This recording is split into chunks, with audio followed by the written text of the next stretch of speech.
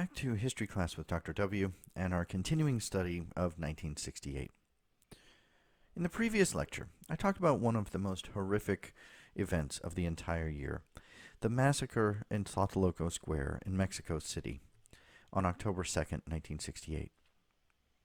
In this lecture, we'll examine the outcome and aftermath of that massacre, and also look at one of the important elements of what happened that night, the connections between the students in Mexico and the upcoming Summer Olympics. In October of 1968, the Summer Olympics came to Mexico City, an event that I'll be talking much more extensively about in the next few lectures, and that in some ways was completely distinct and separate from the student protests and the massacre in Tlatelolco. But one element of these events that historians have been studying more closely over the last decade or so are ties and connections between the two, focusing on one core and essential question, which is, would the massacre have occurred at all if the Olympics had not been set to begin in Mexico City about 10 days later? So that's something we'll be examining over this next part of the discussion, and something that I invite students and others to research more and think more about. It's one of the key questions of the events in Mexico during this year. So in my own research and writing about these events, I've identified a number of links between the student protests, the massacre itself, and the Olympics, and I'll talk about a few of those here. One of them, and perhaps the most important, simply being a matter of timing and what we might call the Olympic deadline, with the Olympics set to begin on October 12th, the opening ceremonies, and with the arrival of athletes from around the world and media from around the world, tourists and spectators from around the world. So we're still almost 2 weeks away from the Olympics, so many of those people had not arrived yet, but they were starting to arrive in Mexico. And you're still having these student protests and student marches in the streets. And so it's very clear in hindsight that President Diaz Ordaz and other officials were becoming more and more determined to resolve these student protests before the Olympics, and in some ways before the attention and media presence and tourists who were going to be attending the Olympics really arrived in full numbers. So early October, those things were getting to be very close. So here are just a couple of things that crop up in some of the documents about this. A State Department memo on September 26, this is the U.S. State Department, said, "All indications are that the government of Mexico is completely determined to restore order by any means." And then President Diaz Ordaz himself said, "We are not going to let the student protest interfere with the Olympics." Now I should note that the students never suggested that they were going to interfere with the Olympics. I'll talk more about this in just a moment. Their opinions about the Olympics themselves were kind of divided, but for the most part, the students always said they were going to let the Olympics carry on without trying to interfere. But that doesn't mean that Diaz Ordaz and others weren't worried about it, or at least the possibility that they would interfere. And so here's a final note from an American diplomat about this, who said, "The significance of the Olympic deadline should not be underestimated. The government obviously felt that concessions under pressure would only strengthen the hand of radicals and encourage terrorist elements who might jeopardize the Olympics." In other words, Diaz Ordaz and other officials had determined that they would resolve the student issue before the Olympics, one way or another. Another link between the student movement and the Olympics was the growing presence of Olympic symbolism in many of the cartoons and street graffiti and rhetoric that the students employed as the summer went on. So early on, in July and August, the early weeks of the protest movement, the students really engaged in their activity without much attention to the Olympics at all. But as the Olympics drew closer and as the summer wore on, everyone's attention and thought in Mexico was turning more to the Olympics. And so the students began drawing on that in their symbolism. And so there are many great examples of the kind of street art and cartoons that the students developed that play on things like the Olympic rings. And so they might make the Olympic rings into the treads of a tank, for instance. The dove, a symbol of peace, which was very commonly associated with these Olympics, and they would depict the dove with blood splatter and things like that. And so there were just increasing connections in the symbolism between the students. They also did talk about the Olympics more often. So one of the students said this in hindsight. He said, "We weren't against the Olympics as a sports event, but we were against what the Games represented economically. We're a very poor country, and the Olympics meant an irreparable drain on Mexico's economic resources." In other cases, the students utilized the kind of Olympic mottos and jingles and images tied with the Olympics of that year. So one of the student slogans was "Mexico, gold medal for repression." And then another one, one of the popular Olympic slogans was 1968, year of the Olympics. And the students said 1968, year of the repression. Another common kind of chant among the student protests that summer was, "We don't want the Olympics, we want revolution." Another link between the protests and the Olympics, and this is related in some ways to the Olympic deadline as well, was the Olympia Battalion. This was a special military unit that was raised to protect and secure the Olympics. They also had a very important kind of symbolic presence as well.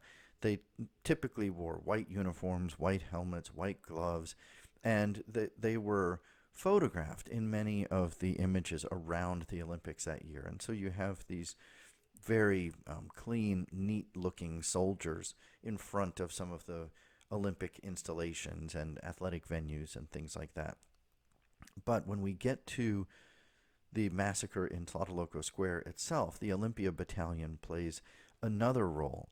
And by many accounts from the students and others who were in the square, the Olympia Battalion members were among the soldiers participating in the violence and maybe even the instigators of the violence.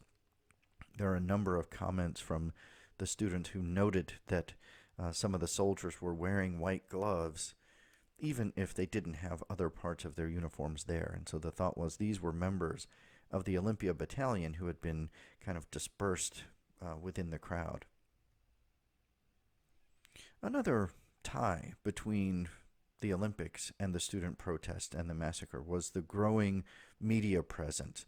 And certainly the members of the international media who were arriving in the country leading up to October and were witnessing some of these protests in the streets and writing about it and speculating what was going to happen.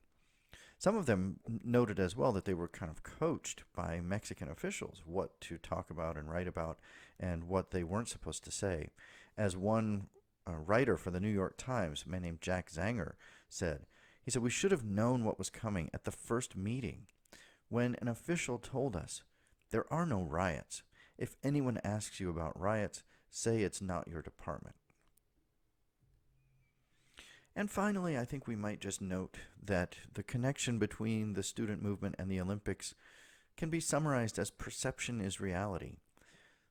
Again, the students themselves really didn't protest against the Olympics or didn't intend to disrupt the Olympics, but many people around the world and in the international media and obviously government officials within Mexico thought that they did. And in some ways, that was more important than what the students themselves said and believed and declared that their intentions were, because it's really that perception that the students might disrupt the Olympics that ultimately led Diaz Ordaz and his officials to believe that only a vicious crackdown prior to the Olympics would prevent some kind of disruption of the Olympics themselves. So what happened to the movement after the massacre? Well, in large measure, the student movement in Mexico was silenced by that massacre in Tlatelolco Square. There was some continued sporadic activity in the aftermath, particularly in the countryside outside of Mexico City. So that kind of core of the movement was either killed or imprisoned in Mexico City. But there were other student activists in other parts of the country and in the countryside that were not arrested or killed at that point. So there was some activity. There were a few very sort of mild, muted protests during the Olympics, but nothing particularly noteworthy, and certainly not the massive marches that we had seen. There also continued to be some remnants of the student movement that continued their activism after the Olympics in the weeks and months following. But again, for the most part, the leadership of the movement had been removed or intimidated into silence. And so the activism was much kind of less impressive in the aftermath. Smaller protests kind of scattered and less well organized. Diaz Ordaz, for his part, continued to speak out against the students and the protests, in some cases blaming them for the violence that had happened. And he continued to talk about the growing prominence of police presence. He announced in early December that the government had acquired 20 anti-riot tanks from France and these kinds of measures. And so while there was some continued sporadic student protest even into the following spring, the enthusiasm of the movement had really drained away after the massacre in Tlatelolco. What about the months and years after this? Well, again, whatever was gained by the protests in 1968 was a long time seeing the benefits of it later. October 2nd, 1968 is regarded as one of the great turning point moments in modern Mexican history. There really is a Mexico before that moment and a Mexico after. There came to be much more questioning of the government and much more kind of proclivity towards doubting the intentions of the government after that. You know, if you have a government that is willing to turn loose its military upon unarmed, innocent protesting students in the streets, then what else might that government be willing to do? And so in the years after Tlatelolco, you did begin to see in Mexico more protest against the PRI, the dominant political party, and more candidates who were willing to kind of challenge that. And collectively, this movement has been known as the opening of the left. The government kind of had to start to concede a little bit more to the protests and the protesters and start to allow for a truer sense of democracy, just to kind of keep themselves going. And this perhaps culminated in the election of the year 2000 with the election of Vicente Fox, who was the first non-PRI candidate to win the presidential election, really in the history of the entire party and Mexico's post-revolutionary history. In the years since 1968, I mentioned that there's been a greater tendency in Mexico to question the government and challenge them. A number of very prominent writers and scholars and intellectuals openly question the activities of the government. One of the most noteworthy is a writer named Octavio Paz, who actually won the Nobel Prize for Literature for some of his writings, and many of them focusing on this. Paz is considered one of the participants in an entire movement of literature known as Tlatelolco literature, which relates to the events of that night or other ways of kind of criticizing the government. Essays, novels, short stories, poetry. There are many, many Mexican writers who reflect back on the events of that era and that night. And finally, it was not only citizens and outsiders who criticized the actions of the government with the attack at Tlatelolco and the handling of the student protest. There were members of the government itself, even some of those who were involved, who came to question what had happened on that night and the ways that the government had responded. And so there was something of a movement within the government and within the PRI itself to make some reforms and to kind of soften their response to things. At the end of the day, the real legacy of October 2nd, 1968 is still being written. There continue to be echoes of that event and the events of that night, even as we move forward into the present day. Every year, October 2nd is a landmark date in Mexico, and people flock to Mexico City and to Tlatelolco Square to mark the remembrance of the victims of that night and reflect on those events. And yet, the government still seems not to have fully reckoned with the memory of that event and what it means. And so we have things like what happened in 2014, when on September 26th of that year, 43 students in Guerrero, Mexico, disappeared while raising money to attend the annual memorial of the massacre in Tlatelolco Square. So they were on their way and planning to go to the memorial in 2014 when they disappeared.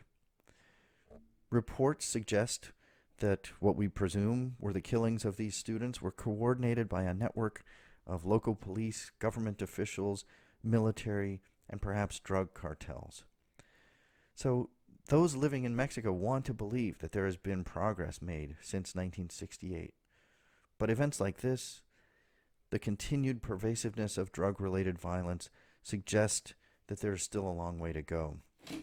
As one political analyst has put it, we're a more democratic nation than in 1968, but we're also the epicenter of some of the world's most powerful organized criminal groups.